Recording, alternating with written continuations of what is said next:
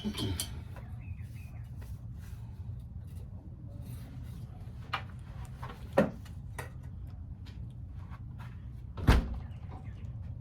y'all, how y'all doing?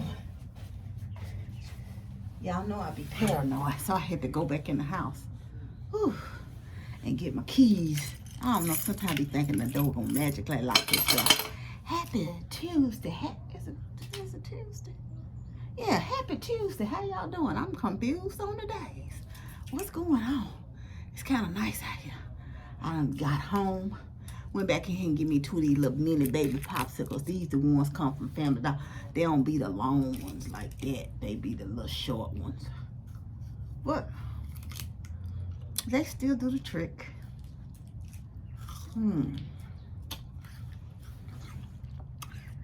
These are 2 of my favorite flavors, green and pink. So,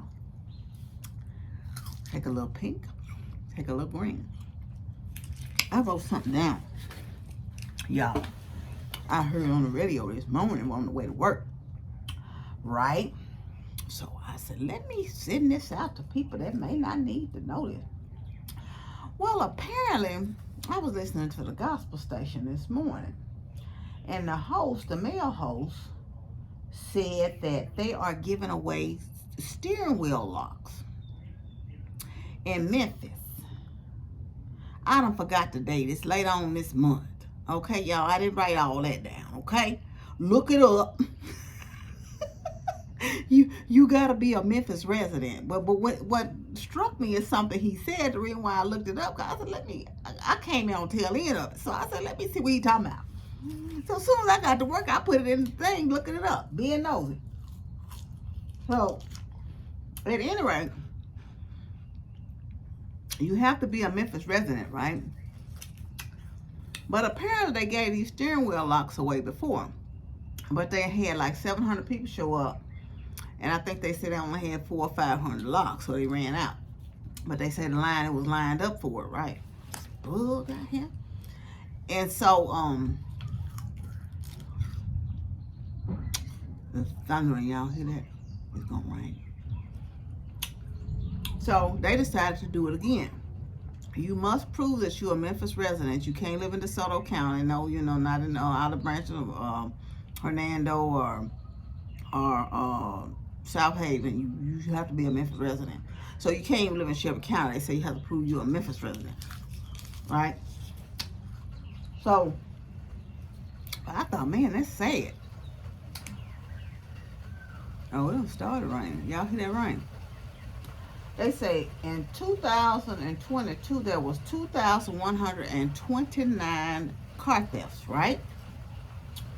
And so far, as of May 11th in 2023, there have been 5,573 car thefts in Memphis. So,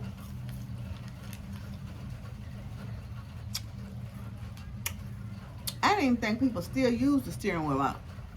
I remember back in the day when I had a Mercury Sabre, I used to have my steering wheel lock, because they used to steal those kind of cars back then. And it wasn't like I had no fancy car, because it was a hooped in when I was driving it. But I just kept that steering wheel lock on just in case. I didn't want them to steal my little hoop with mine. So yeah, I was like, man, that's sad. It's over double. It's almost at 6,000, and it wasn't but 2,000 last year. What kind? And he said they stealing all kind of cars now. They used to be kind of heavy on the Infinities, and then they went to the Kias. He said, but now they just stealing everything. So he went on to say that Sunday when he got out of church, he went to the Walmart over on Winchester. I'm ready to go to that Walmart, but that's not to say it couldn't happen anywhere. So he went to the Walmart, right? These things melt quick, they be high here. So he said he had parked away, because he don't really like people parking next to his car, right? So he had parked a ways away from the door. And this hair getting on my nerves. He had parked a ways away from the door. He said, but it was for the exercise too. Besides, he don't like people parking next to him. He said when he got back out there, it was a Charger parked next to him, and they had a steering wheel lock on theirs. So I don't know how much of a deterrent it is. He said, and it was glass. They had busted out the Charger's window. Glass was everywhere. He said, by the grace of God, it wasn't his car that they got. And they probably was specifically going after that Charger. And that steering wheel lock was a deterrent. But I remember back in the day, you could get past those, but I think it's time consuming. They can't get in and out quick, trying to get them steering wheel locks off. And then depending on what it was, what kind it is, because I used to have just to kind of go across the steering wheel, but I know some people had a kind that go on their brake pedal and up to their steering wheel too, so I don't know. And I didn't look up the price, what the price of steering wheel locks are. And I didn't look it up in Olive Branch to see what because that's borders Memphis anyway, what the statistics are here as far as car thefts down in Mississippi. It's right across the state line, but I don't know, what the statistics are. And with that said, I'm just talking about news stuff today. I didn't hear this this morning. I heard this the other day. As a matter of fact, I read this story because it was intriguing too. Well, apparently, the city bus goes into the airport, right? I don't know when this particular thing happened, but the city bus goes into the airport. And they went into the airport and the guy kidnapped the bus driver. Well, I don't know if he called himself kidnapping the bus driver. He gets on the bus, the city bus. Now, I don't know, this didn't seem like this was a criminal activity that was well thought out. He gets on the bus, right? He lets the other passengers off, so I don't think he had any ill intent of doing anything, really, which is what I'm going to get to. He lets the other passengers off and then tells the bus driver, first of all, those buses don't move that fast. I ever seen. I used to work for Matter. He hijacks the bus driver, but the bus driver do whatever his 911 emergency thing on the bus. Of course, because the police going to catch up with the bus. It ain't like you get on a city bus trying to do something. So he told the bus driver he going to take him wherever he had to go. Well, where you going, sir? On the bus. Where you trying to get to? Of course, the police caught up with the bus and apprehended him, and he was being charged with criminal kidnapping, something else. But it made me realize that I think some people commit crimes. This is what I'm getting to. I think some people commit crimes to go to jail. Because I saw, it's been about a month ago, this guy, they showed it on the news where he went in and smashed all the glass jewelry cases. He wasn't trying to take anything. He was just going through smashing the cases in the Walmart, and it was his intent to go to jail. He wanted to go to jail. He wanted to go to jail. So I was like, did this guy want to get picked up to go to jail? Because he didn't do it. If he was really intending to do something, he would have let those other passengers off, I don't think. So like I said, he let the passengers off and he took the bus driver. And I'm like, this wasn't a realistic escape plan. He didn't even do anything. He just decided he wanted to go somewhere, I guess. So it's like his intent was to get arrested, which made me think about something. I've never been in jail, Lord, thank God. I thank God by God's grace. I don't ever want to go to jail to spend an hour in jail, let alone, the only thing I done been in jail is to visit somebody. I don't want to go for an hour or 30 minutes to be locked up, to be honest with you. That's because I know what it is out here to be free and be able to manage, and thank the Lord I'm able to take care of myself. But I see all of the homelessness, and I told y'all recently a couple of times, I've helped two young men that were out. One said that he had slept on the ground the night before. And if the alternative is jail where you will have a roof, and I know people work every day, and I'm not saying this is not what I'm saying I would rather do. But I'm saying I wonder if they would just say, you know, I'd rather just be in jail. I know I'll have a roof over my head. I don't have to worry about paying bills. It may not be what I want to eat, but my food is going to be provided for. I'm going to have a roof over my head with no bills or no worry. I'm going to have medical care if I need it. You know, I would rather, you know, be in jail. Because, you know, I only think that they only have so much work they can do nowadays in jail, right? So, and it made me think of that movie. Y'all remember that movie Shawshank Redemption, where you get but it was another meaning to that. You know, that they were getting out of the jail and, you know, committing suicide because they were institutionalized. But I think it also begs to, you get out of jail, you really can't find meaningful employment. You know, your family probably don't want you living there. I don't know what the situation is. You're in a situation where it's either live on the street or have coverage and air. You know, when it's summertime, you're not outside all day. You're protected from the elements. You know, you have to be treated somewhat humanely, you know, in jail. So you would just rather just go to jail, right? I don't know if that's the case. So it made me think about something, you know, with the immigration laws they're having enacted in Florida. This guy I was watching, I think it was on a TikTok. I'm pretty sure it was on TikTok, because y'all know I stay on TikTok sometimes. And the guy was talking about, it was an African-American gentleman. And he said his friend owns a construction company, right? So he said that his friend called him and said, man, are you looking for extra work? He said, extra work? He said, no. He said, because I'm knowing he owns a construction company, right? He said, I done paid my dues doing that. I don't ever want to do that no more.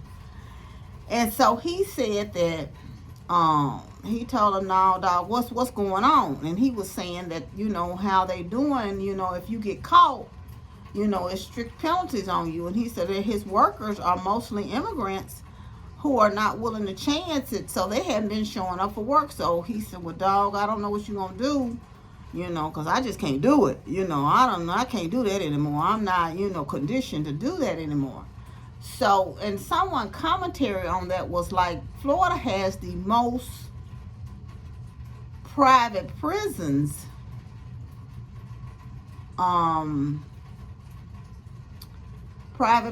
which I didn't know. I don't know if this is fact. This is someone's commentary on this now, y'all. So this is just a hearsay repeat from me, because I don't know that this is fact now.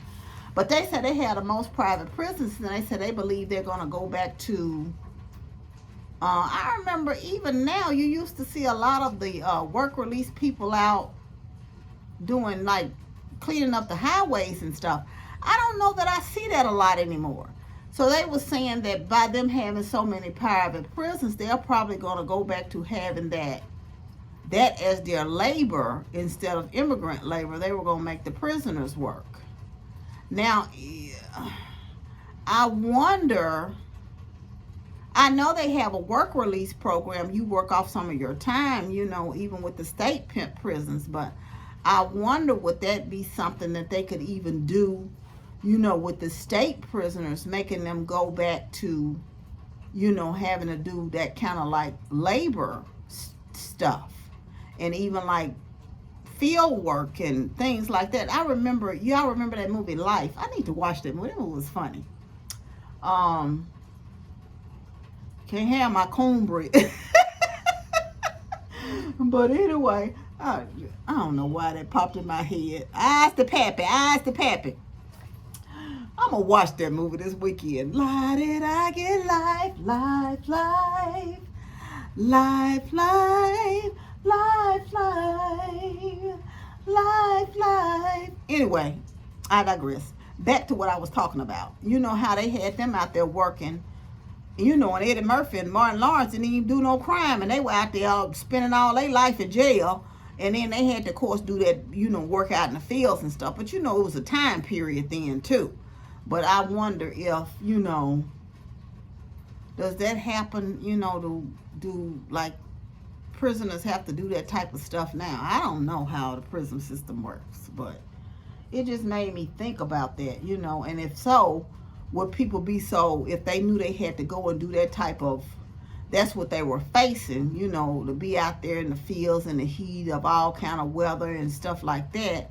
If they knew that that was a must, they must work for their keep and had to do that type of stuff. Would they be so willing to be, you know, wanting to go back to jail, even still over homelessness, or would they try to figure out something? I think they need more programs to people that really want to get back into society and want to work, you know, to find something for them. But, you know, the cost of living is so high now until, you know, I wonder if, like, is there a big business for, like, rooming houses? I know back in the day a lot of men lived in rooming houses, and I wonder if they still have, you know, rooming houses. I don't know. Anyway, that's enough. I'm all over the place. That was just stuff I recently heard in the news, and I just don't know what to make of, you know, much of it. But like I said, if you want that steering wheel lock on your cars and you live in the Memphis area, look it up. It's later in May. And I know that one of the precincts, they said they're giving away at 2 precincts. One of the precincts is on Mount Moriah. Now, I don't know, like, what area code. I think it's all over the city where these cars are getting stolen. I don't have a clue, you know, if it was in one specific set of area code, but I don't even know what, not area code, zip code. I'm just all getting everything wrong today. You know, if it's in one specific, you know, zip code that they are having a predominant amount of these car thefts. But you know, well, I don't, you know, I know my daughter, her coworker got her car stolen, you know, out of the parking lot. She was parked in the open parking lot, so Amber said she tries to park in the garage when she works down there. But she had her car stolen into, and she was in one of the open parking lots downtown, and she had her stolen downtown. This is just a total separate incident. And so, you know, she said, but you know, your car, I don't want my little car stolen. But I know when I worked at, you know, the other building, when I worked for Freight, we were in a private building. Even though we took up, you know, a few of the floors, we were in a private building, but we did have a garage. But the building security kept telling us, you know, of course they had one security guard that would walk around, and we had our own security, but our security didn't walk around the buildings and stuff. That was the building that handled that. But they had gotten to the point, and I parked in the garage most of the time there, that they were like, you couldn't get out of the garage, you know, unless you broke the barriers. But they was having a lot of break-ins in the people cars in the garage, you know, because like I told you, that was like it was a lot of attorneys and doctors and stuff in that building. You know, regular Joe Blows like me too. It was a lot of luxury cars at that particular place, you know. A lot of the executives I work with, you know, they drove all type of luxury. I tell people all the time, that was like rolling up into a luxury car lot, every brand you could think of. I can't think of that name that this guy had. It was an unusual car. It wasn't a Tesla, it was something else. Bugatti, it was a Bugatti, I think it was. But I like any kind of car you could think of that was luxury was up in that lot. So I think people was thinking these people had money and stuff. And you know, a lot of people have their car. They would have their car like the service.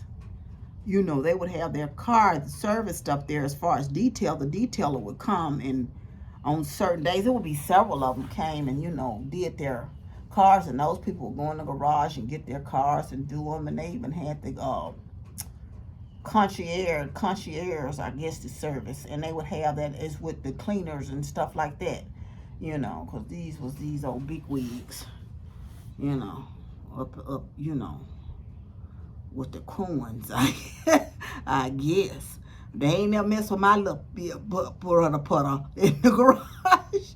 But, you know, thankfully, thank God they didn't, you know. But anyway, y'all know. I hope y'all are having a good Tuesday. I've just been sitting out here. It'll stop raining now. I see the rain water coming out of the thing from my roof. So, the guy been here to cut my yard day. He done dusted this grass all up on the thing. I cleaned off this table yesterday when I was out here. Now he come out here and dusted up this dust and stuff. I brushed out the chairs and stuff yesterday. He come back. Clean the dust off them. He come back with this mess today. So I'm going to have to get something, because every time he come, I don't want to be cleaning this thing off.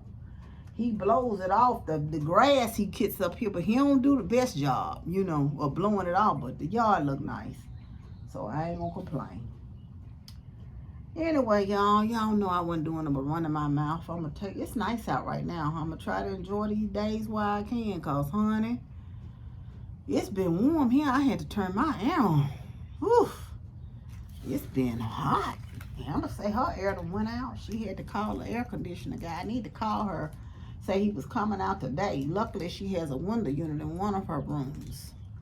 You know, but she said the central air had been working, but something had stopped spinning or something. So the guy think it's the compressor unit on it that done went out. I said, well, maybe he'll get it fixed, you know, before it get hot this summer, and hopefully it stay fixed, you know. I don't know. Of course, she had it inspected before she moved in. But she moved in the wintertime, so I don't know how much, you know, you can know if it was working then it was working. So, anyway, because that'll be an expensive. But she said she ain't going without no air, because, of course, it is too hot here.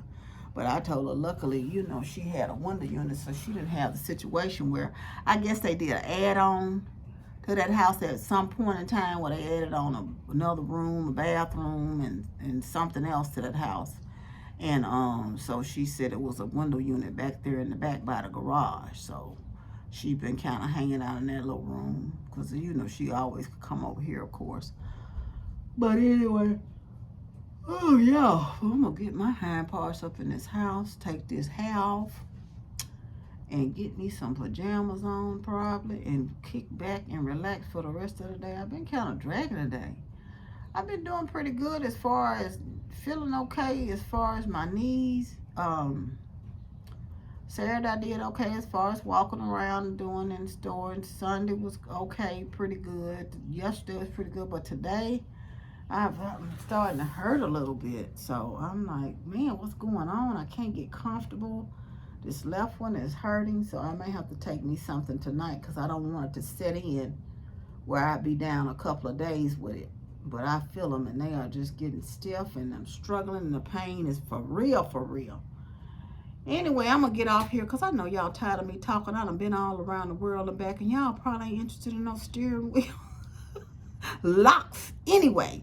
But anyway, I will talk to y'all later. You know you're loved. I love you, but God truly loves you the most. Remember to always be kind to yourself and others. Be joyful and be blessed. Bye.